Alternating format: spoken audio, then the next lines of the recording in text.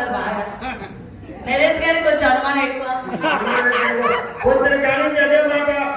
ఎందుకంటే మీనా గారు నరేష్ గారి గురించి నన్ను అడిగితే నేను చెప్తాను. ప్రతి ఏడాది నేను వస్తాను కదా. సంబంధం అది నాకు బాగా దగ్గర.